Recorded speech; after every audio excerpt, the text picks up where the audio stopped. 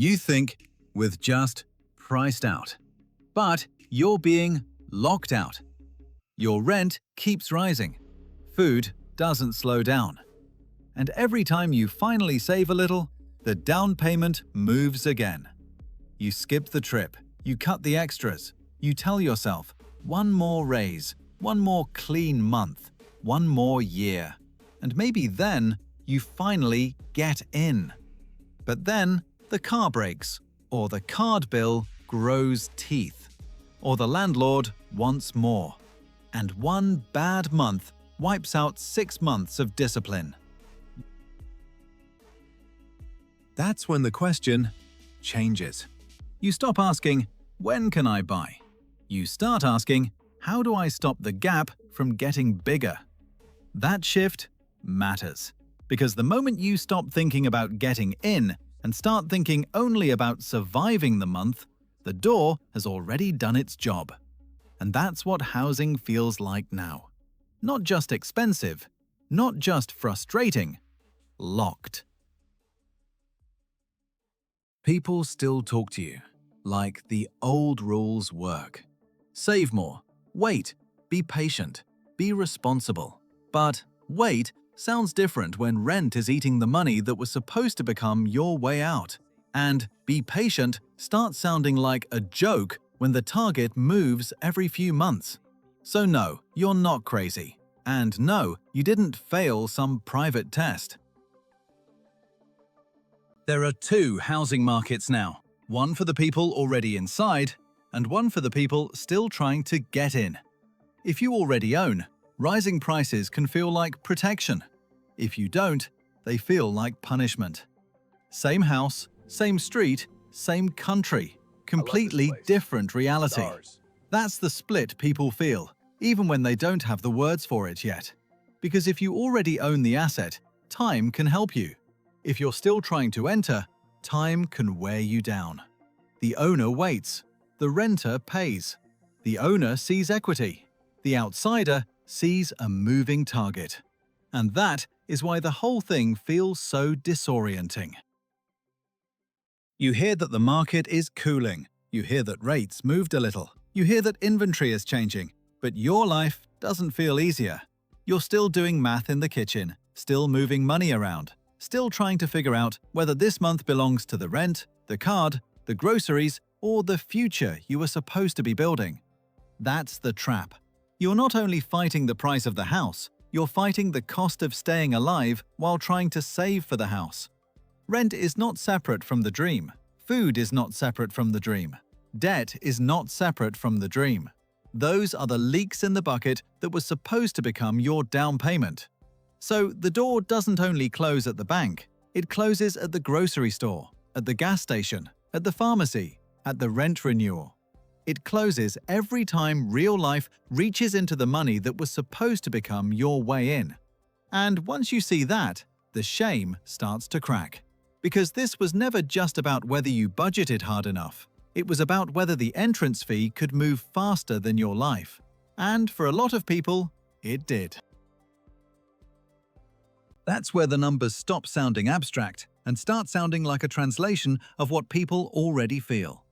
Realtor.com says the US housing supply gap widened to about 4.03 million homes in 2025. That's not a tiny mismatch, that's a hole. The same report says an estimated 1.82 million potential Millennial and Gen Z households were effectively missing from the market.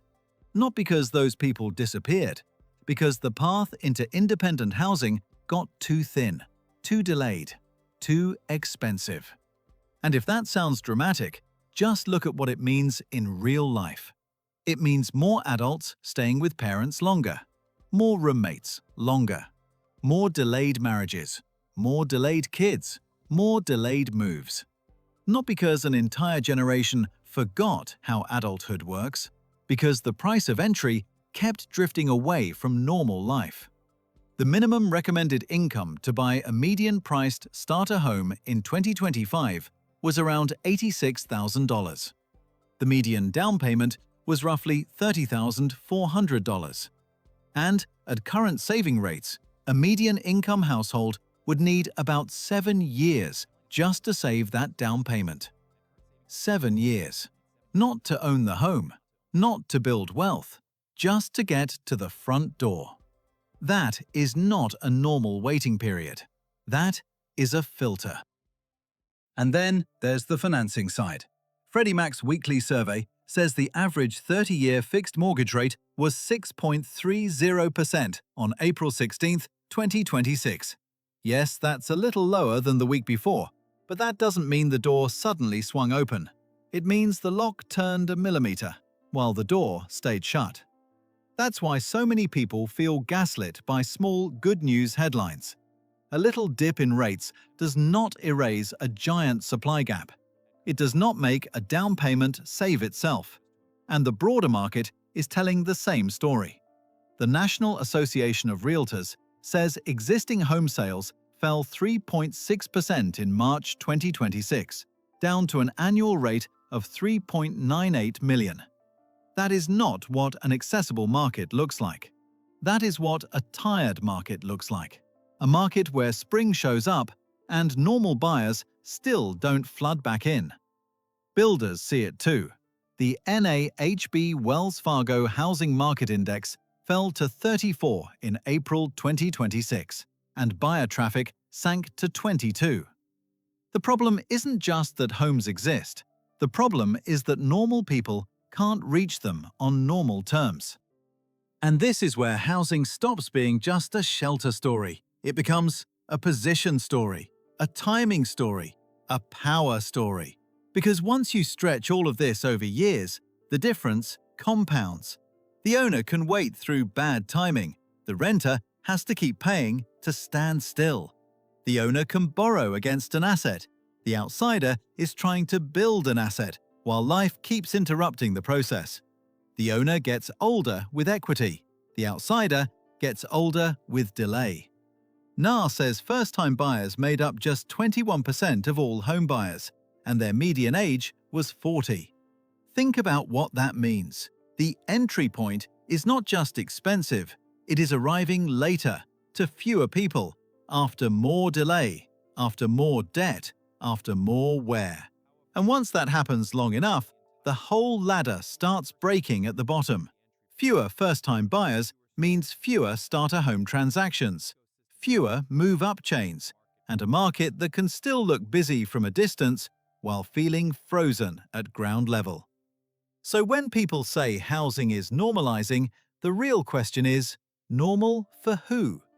Normal for the owner sitting on old equity? Normal for the buyer who locked in a lower rate years ago? Or normal for the renter trying to save while life keeps chewing through the future? Those are not the same lives. That is why so much advice sounds fake right now. Just budget harder. For what? To save for years while the target keeps moving? Just wait for rates. Rates matter, but rates are only one lock on the door. If supply is still tight, if down payments still take years to build, then one small move in rates does not reset the game. Just be patient. That line sounds wise when you have options. It sounds cruel when you are paying for someone else's asset every month while your own path gets thinner. And that is the hidden shift. Not everyone is playing the same housing game. Some people are using housing to store wealth.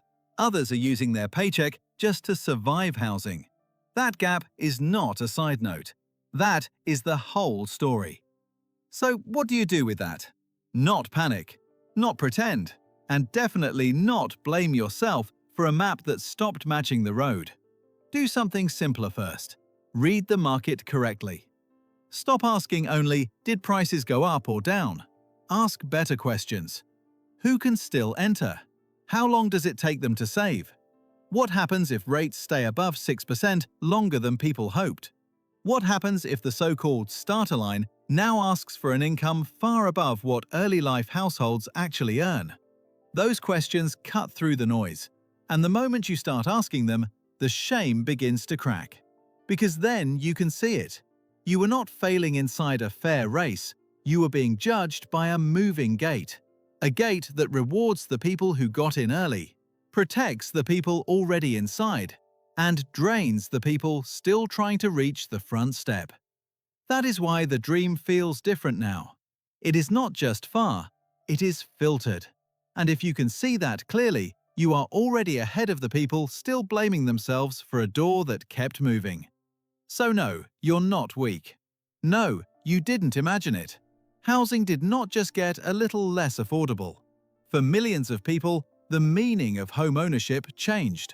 It stopped feeling like the next step and started feeling like a private club. Locked, shifted, guarded by time, cash, and position. That's the real reading. And until more people read it that way, they'll keep thinking the pain is personal, when the pattern was always much bigger than them.